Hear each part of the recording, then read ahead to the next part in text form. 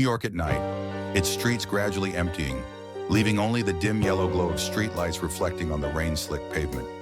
The city that never sleeps still hummed with life, but in certain corners, the bustling energy seemed to pause, making way for the quiet solitude of a rainy night.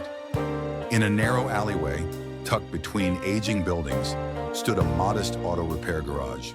Its metal sign was worn, with patches of paint peeling away. Yet the warm light from within still shone, signaling that someone was inside. Johnny and the cashier were the last two people remaining at the garage at this hour. Every day he worked for more than 12 hours, sometimes even longer. To many, it was just a job, fixing engines, replacing parts, cleaning up grease stains. But for Johnny, it was his entire life. He couldn't remember when his love for machines began. While other kids played outside, he would sit for hours tinkering with old engines, fascinated by how every piece fit together.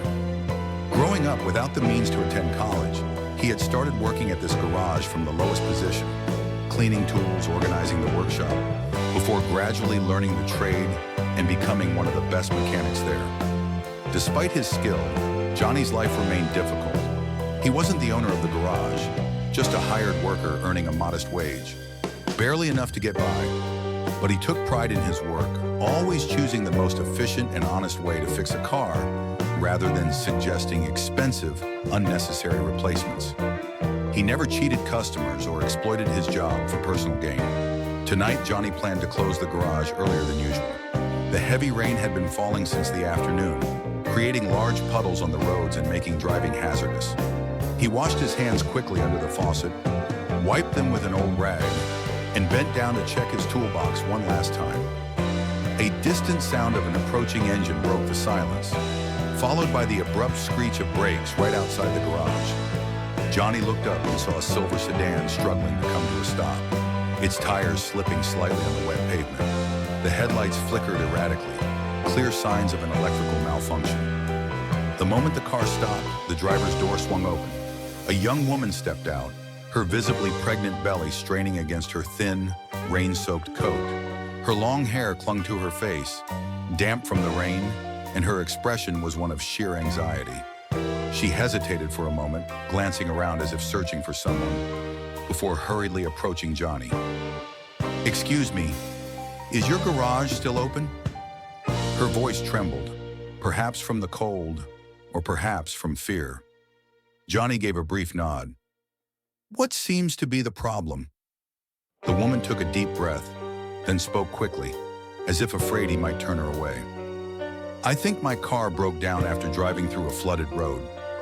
The lights started flickering, and the engine began to weaken. I was terrified it would die completely, so I drove straight here." Johnny glanced at the car. Rain still dripped from its frame, pooling beneath it. He had a hunch about the issue. If water had seeped into the electrical system, it could cause serious malfunctions. He turned back to the woman. "Let me take a look." She nodded immediately, her eyes filled with hope. "Please, I really need it fixed tonight." Johnny didn't waste time. Rolling up his sleeves, he walked over to the car, lifted the hood, and shone his flashlight into the engine bay, methodically inspecting every component. The woman stood nearby, arms wrapped around herself for warmth. Her shoes were soaked through, but she didn't seem to care.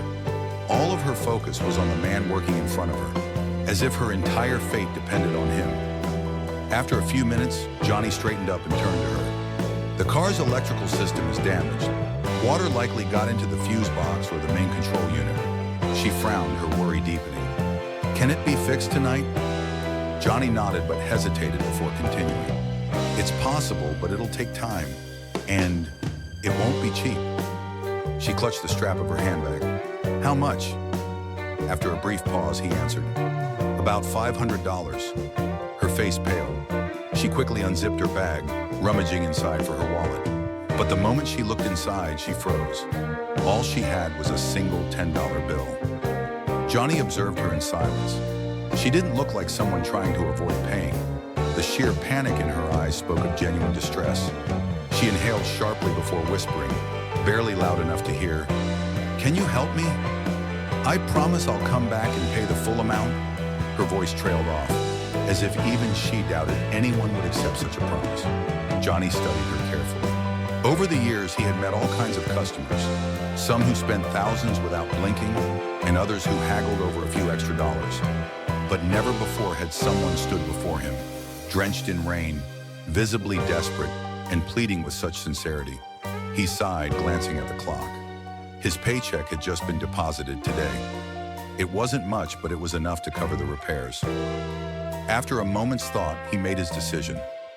Johnny finally looked back at the young woman. "I'll fix your car." She froze, then quickly nodded, her voice trembling with emotion. "Really? Thank you. Thank you so much." Johnny simply nodded without saying another word and bent down to continue his work. Outside, the rain continued to fall. Droplets slid down the car's windshield, reflecting the warm light from the garage. What seemed like an ordinary evening would become the moment that silently intertwined their fates forever. Every movement Johnny made was precise, practiced. He examined even the smallest details, not only repairing the car, but also cleaning and fine-tuning other components. It was as if he wasn't just fulfilling a duty. He genuinely wanted this car to run perfectly. Time passed slowly. After nearly 2 hours, Johnny finally straightened up, wiping the sweat from his brow. "It's done." Emma stood up abruptly, almost unable to believe what she had heard. "The car is really fixed," Johnny nodded. "I replaced the necessary parts and checked the entire electrical system. Your car is safe to drive now." Emma's mouth fell open in astonishment before she rushed to the driver's seat. With slightly shaky hands, she turned the key. The engine roared to life smoothly, the dashboard lights glowing steadily. No more flickering lights, no more weak engine sounds. She turned back to Johnny, her eyes filled with gratitude. "Thank you, truly, thank you." Johnny merely shrugged. "You should leave before the rain gets worse." Emma nodded, gripping the steering wheel. But just as she was about to press the gas pedal, something seemed to dawn on her. She stepped out of the car, quickly rummaging through her bag before pulling out a small piece of paper and a pen. "I know words alone aren't enough to prove my sincerity, so here's my phone number. I'll contact you soon." Johnny took the paper, briefly glancing at the neatly written numbers.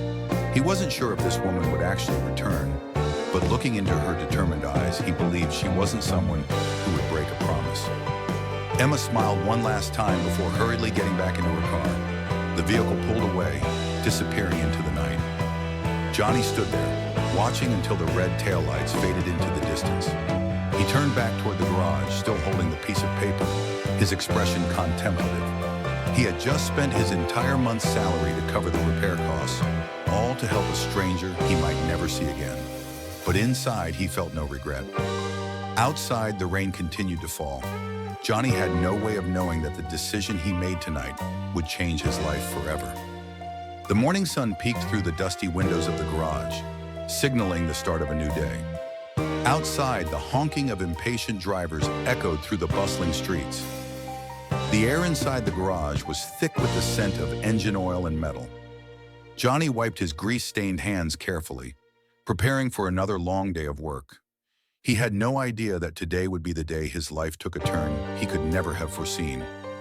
That morning, Victor, the owner of the garage, arrived earlier than usual.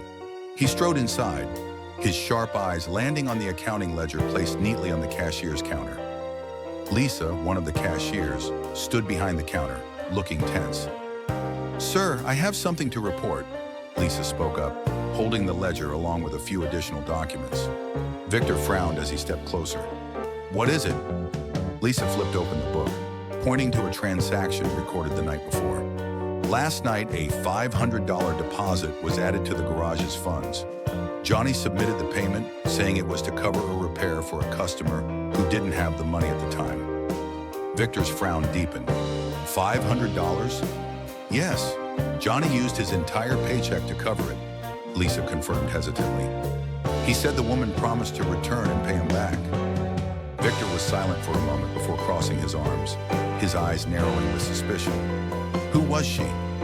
Lisa hesitated. "I don't know. She was in a hurry to leave and didn't have cash on hand. Johnny believed she would come back." A cold chuckle escaped Victor's lips. And do you believe that? He raised an eyebrow. Did you see any signed receipt? Any record of the customer's name? Lisa stiffened. No, Johnny just deposited the money without taking a receipt. Victor scoffed. Perfect. That means he could be lying. Lisa looked startled. But Johnny has never done anything dishonest. Victor waved a dismissive hand. I've been in this business long enough to know that no one is completely honest. Maybe he took cash from the woman and only put part of it in the register. Or maybe he made up this whole story to steal his own paycheck without raising suspicion. Lisa bit her lip but didn't argue further. Victor turned away from the counter, striding purposefully toward the repair area. Johnny was crouched beside a car, carefully inspecting its suspension system, completely unaware that Victor was approaching. His face darkened with anger. Johnny! Victor's voice boomed. Johnny lifted his head, startled to see his boss's scowling face. Yes, sir? Victor didn't waste time. Can you explain the $500 deposit in the garage's fund? Johnny quickly realized what was happening. He stood up, wiped his hands on an oil-stained rag, then calmly replied, Yes, sir. Last night, a customer had an emergency. Her car broke down after driving through a flooded road. She didn't have cash on her at the time, but I didn't want to leave her stranded in the middle of a stormy night. So I used my own salary to cover the cost instead of letting the garage take a loss. Victor crossed his arms, his sharp gaze unwavering. Did she leave any paperwork? Johnny slowly shook his head. No, but I have her phone number. I trust she will return to pay. Victor let out a mocking laugh. You trust her? You really believe a stranger will come back and repay a debt? How naive can you be, Johnny? Johnny clenched his fists but kept his voice steady. I believe kindness still exists, and I don't regret helping her. Victor raised an eyebrow. So, do you expect me to believe you? Johnny stiffened. I have no reason to lie. I submitted the money into the fund. It's all accounted for. Victor scoffed. And you think that just because you paid it into the fund, you're above suspicion? A mere mechanic willing to give up $500 of his own money for a stranger? Johnny answered immediately. Yes, because it was the right thing to do. Victor stared at him for a long moment before slowly shaking his head. You disappoint me, Johnny. Johnny's eyes widened slightly. What do you mean? Victor gestured dismissively. I can't keep someone so foolish and irresponsible in my garage. If you're careless enough to hand out your own money to customers without a receipt or guarantee, I can't trust you with the garage's finances anymore.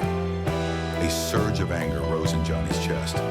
Do you really think I was trying to cheat you? Victor folded his arms, his expression cold. Maybe you didn't steal a dime, but your actions were reckless and naive.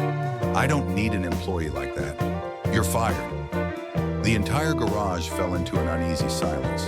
The other mechanics stopped what they were doing, holding their breath as they watched the confrontation unfold. No one dared to speak. Johnny stood frozen. He had done the right thing. He had sacrificed his own paycheck to help someone in need.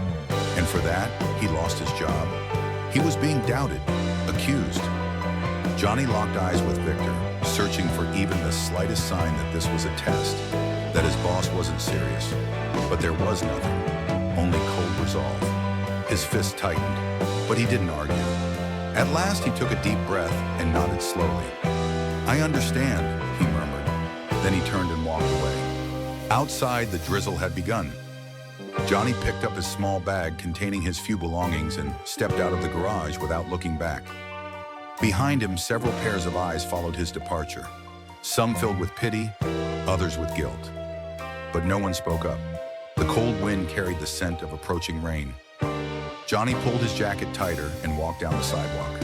He had no idea where he was going. All he knew was that he had lost everything, simply because he chose to believe in kindness. But no matter what, he did not regret it. Even if the world turned its back on him, Johnny would never betray himself. Johnny walked through the drizzling rain, his small bag slung over his shoulder, everything he owned in one place. His mind was blank. He had nowhere to go, no one to turn to. Fired for doing something he believed was right, he now faced a harsh reality. No job, no money, no clear future. He wandered down the crowded streets where neon signs flickered against the wet pavement. Car horns blared, people hurried past, lost in their own worries. Nobody noticed the man walking aimlessly, burdened with disappointment. Johnny stopped at every garage he passed asking if they were hiring. But time and time again, the answer was the same. Sorry, we're fully staffed. Rejection after rejection, Johnny's hope dwindled. Finally, as he was about to give up, his eyes landed on a small, faded sign in a dingy alley. Car wash, help wanted, no experience necessary. The pay was low, but there was a place to sleep at the garage for night shifts. Johnny stared at the sign, gripping his bag tightly. This wasn't the kind of job he wanted, but what other choice did he have? The garage was much smaller than the one he used to work at. There were no luxury cars, no wealthy clients, only old vehicles, weary taxi drivers, and a handful of workers hunched over, scrubbing dirt and grime under the flickering yellow lights. Johnny inhaled deeply before stepping inside. A middle-aged man, possibly the owner, glanced up at him. "What do you need?" "I'm looking for work," Johnny said plainly. "I can wash cars." The man narrowed his eyes. "You don't look like a car washer." Johnny gave a wry smile. "I'm not, but I can learn." The owner thought for a moment before shrugging. "All right, the pay is low. Can you handle that?" "As long as I have a job, then start now." Johnny nodded, rolled up his sleeves, grabbed a sponge, and threw himself into the work. Washing cars was far harder than he expected. He had to bend down, scrub stubborn stains, and clean every crevice of the wheels. The cold water seeped into his hands, making his fingers wrinkle and stiffen. His hands, once used to fine-tuning intricate engines, were now reduced to scrubbing away grime and dirt. But Johnny never complained. He had lost everything. This was the only way he could survive. At night, when the other workers went home, Johnny stayed behind to take the night shift as a security guard.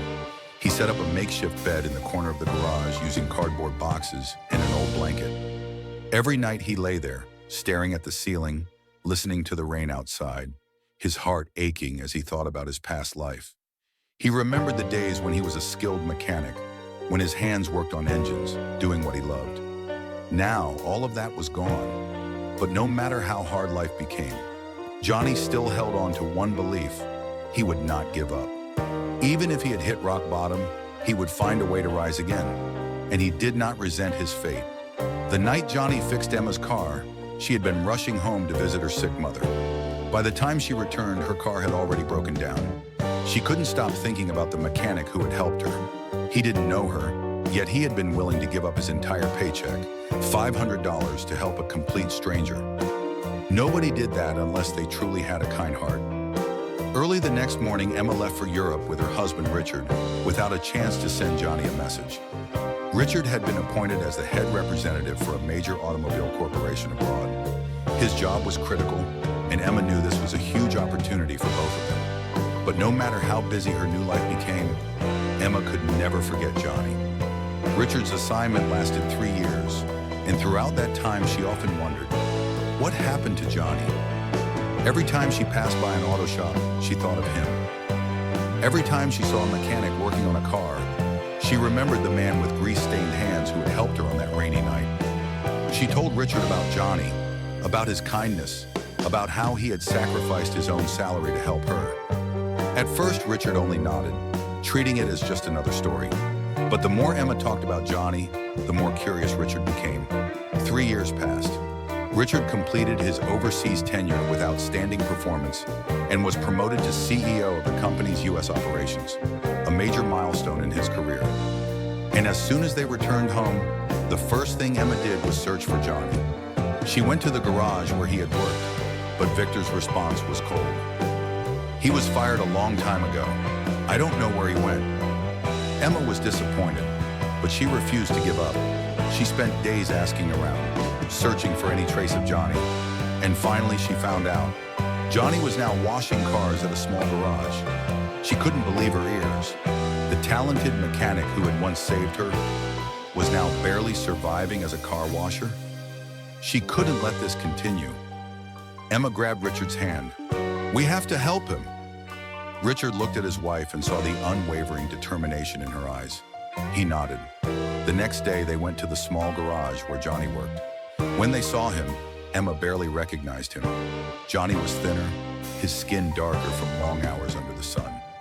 His eyes were sunken with exhaustion from endless nights of work. He was crouched down, scrubbing the side of a car, his work uniform soaked through with water. Emma stepped forward, her voice trembling. "Johnny!" Johnny looked up, and when he saw Emma, his eyes widened in disbelief. 3 years had passed, yet in this moment, it was as if time had never changed. They had found each other, and Johnny's life was about to turn a new page.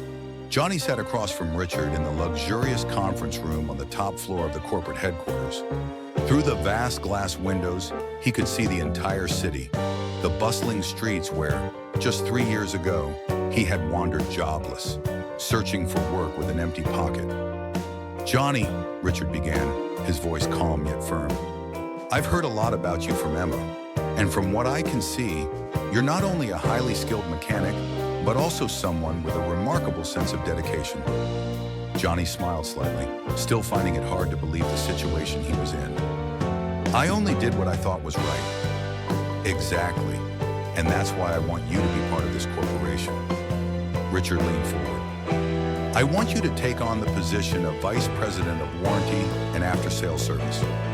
Johnny was stunned. "Vice President? Yes, I know you don't have an advanced degree or management experience, but you have something many others don't. You understand cars better than anyone, and you are loyal to your customers and your work. I want you to help us improve our after-sales service system, ensuring that no customer is ever left stranded or ignored again." Johnny looked at Richard, then at Emma, who was smiling encouragingly beside him. Johnny hesitated. "I'm just someone who got fired and had to wash cars to survive. Why me?" Richard chuckled. "Precisely because you've been through all of that, you understand the real value of customer service. I don't need someone who only reads reports from behind a desk. I need someone who knows the ground reality. So Johnny, what do you say?" Johnny remained silent for a moment, his heart pounding in his chest. Never in his life had he imagined an opportunity like this. "I accept." Richard stood up and extended his hand. "Welcome to the executive team." Johnny grasped his hand in a firm handshake, sealing a turning point that would forever change his life. On his first morning as vice president, Johnny stood in front of the towering corporate building, staring up at the gleaming signage. A man who was once fired, who had washed cars just to survive, was now stepping into this building as a senior executive. The receptionist greeted him respectfully as he walked through the doors. The elevator carried him to the 25th floor, where his new office was located, right next to Richard's. Large glass windows, a sleek walnut desk, a state-of-the-art computer. Everything felt foreign to someone who had spent his life in grease-stained overalls. His personal assistant, a professional-looking middle-aged man, entered. "Mr. Johnny, would you like me to schedule a meeting with the technical team today?" Johnny smirked slightly. "Just call me Johnny. And yes, I want to meet them immediately." He wasn't here to bask in luxury. He was here to change how after-sales service worked. Over the next few weeks, Johnny threw himself into work. He visited service centers, spoke directly with technicians, and scrutinized every process in place. One day while inspecting a service station, he noticed an elderly customer arguing with a staff member. "Sir, we'll have your car checked in 3 days. Please be patient." 3 days? I only need a spark plug replaced. Why should it take 3 days? Johnny stepped forward, arms crossed. "If it were up to me, I'd replace it in 10 minutes. The staff member turned, startled. "Who are you to say that?" Johnny pulled out his ID card. "Johnny, Vice President of Warranty and After-Sales Service." The entire room fell silent. No one had expected a top executive to personally visit the service station, let alone understand the issue better than them. It wasn't long before Johnny revamped the entire after-sales service system. His determination and real-world experience helped the company achieve its highest customer satisfaction ratings in history. He had found his true path, not just as a mechanic, but as a leader shaping an entire industry. One late afternoon, Johnny received an invitation to the company's annual dealership conference. It was a major event, bringing together hundreds of dealers from across the country, both seasoned veterans and newcomers to the industry. As he entered the grand hall, filled with dazzling displays of the latest car models and lively business discussions, a familiar voice suddenly called out behind him. "Johnny, is that really you?" Johnny turned around. Victor, the former garage owner, stood there, his expression slightly surprised but still holding on to that same self-assured confidence he always had. "Victor." Johnny greeted him with a calm voice. Victor chuckled as he stepped closer. "Unbelievable. You're a vice president now?" Johnny simply nodded, his sharp gaze fixed on the man who had once thrown him out of the garage without giving him a chance to explain. Victor held out a folder, sliding it toward Johnny. "I heard the company is looking for dealership partners in the Eastern region. I think this could be a great business opportunity. I'd like to become one of your distributors." Johnny took the folder, briefly scanning its contents. Then he looked up, meeting Victor's gaze. "I refuse." Silence hung in the air. Victor frowned. "You're rejecting me without even considering it?" Johnny placed the folder back on the table. "I don't do business with people who don't respect their employees." Victor stiffened, a flicker of shame crossing his eyes. "Johnny, that was in the past." "The past?" Johnny let out a small laugh, but there was no humor in it. "That day you didn't give me a chance to explain. You didn't even bother verifying the truth before you fired me. If I hadn't found another opportunity, I would have been just another man struggling on the streets. And now you want me to work with you? Sorry, but no." Victor stood there speechless. He had nothing left to say. Johnny gave him a small nod. "Good luck with your business." Then he turned and walked away, leaving Victor standing alone. A man who once held power, now facing the consequences of his own actions. The lesson of the day was clear. Not everyone deserves a second chance. Johnny stood at the doorstep of Emma and Richard's mansion, holding a bottle of wine he had brought as a gift.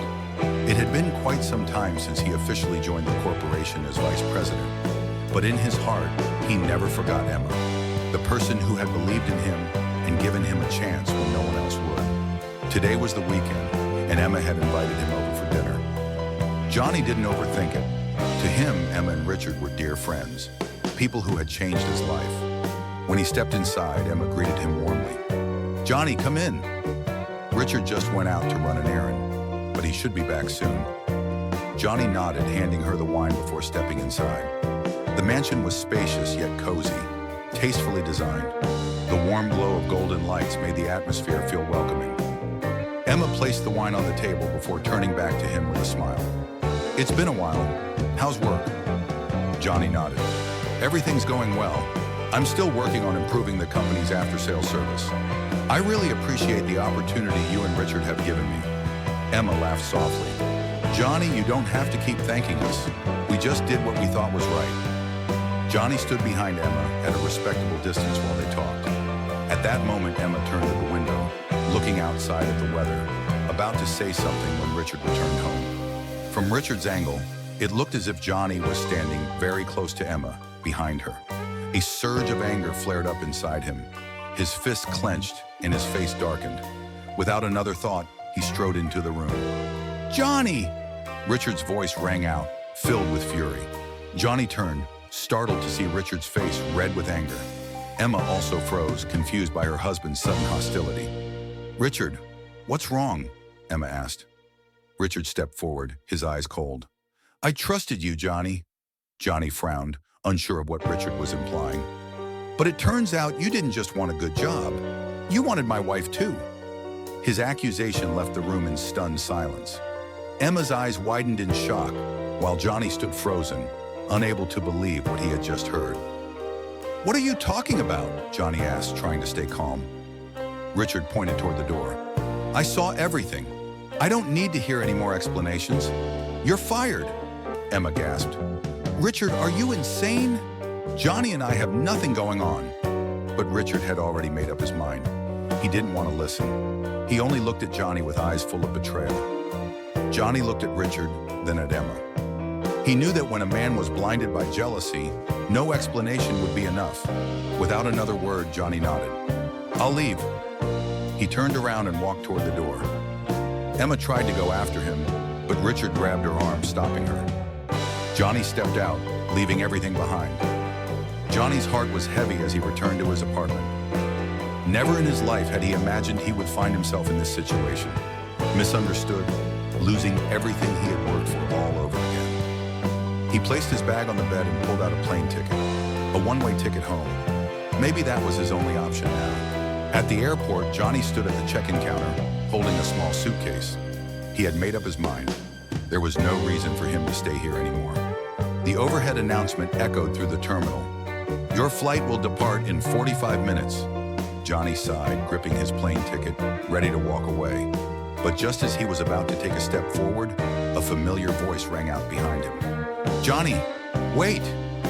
Johnny turned around. Emma and Richard were running toward him, breathless. Richard, the same man who had thrown him out of the company just hours ago, was now bowing his head in shame. "Johnny, I was wrong," Richard admitted, his voice hoarse. Johnny didn't respond. He simply looked at him, silent. Emma took a deep breath before speaking. "After you left, I was furious at Richard's unfairness. I forced him to check the security cameras." Richard continued, guilt written all over his face. "Johnny, I saw everything. You didn't do anything wrong. It was all my fault. I let my jealousy blind me." Johnny looked at the man in front of him and saw genuine remorse in his eyes. Richard bowed his head even lower. "Johnny, I'm truly sorry. If you can, I want you to come back to the company. Let me make things right." Johnny remained silent for a moment. Finally, he let out a quiet sigh. "I'm not angry at you, Richard, but I need time to think." Richard nodded, not daring to push further. "All right, I'll wait." Emma gently placed a hand on Johnny's shoulder. "You are a good person, Johnny, and we don't want to lose someone like you." Johnny gave a small nod. He decided to stay. Once again, he chose forgiveness. Johnny's story is a powerful testament to the strength of kindness. He was a man who had been wronged, fired without a chance to explain, and cast aside because of a misunderstanding. But even when he lost everything, he never let bitterness consume him. He never blamed fate or held resentment toward anyone. He simply continued to live with integrity, kindness, and perseverance. And in the end, that made all the difference. Kindness is not always rewarded immediately. Sometimes good people suffer, face hardships, and endure pain. But in the long run, what you give will always find its way back to you. Johnny didn't just change his own destiny. He revolutionized the after-sales service of a major corporation, ensuring that thousands of customers received the respect they deserved. He also changed the way a man like Richard viewed the world. Kindness can be tested. It can be doubted. But if you hold on to it, if you remain steadfast, it will eventually lead you to where you truly belong. Johnny proved that, and that is the greatest lesson his story leaves behind.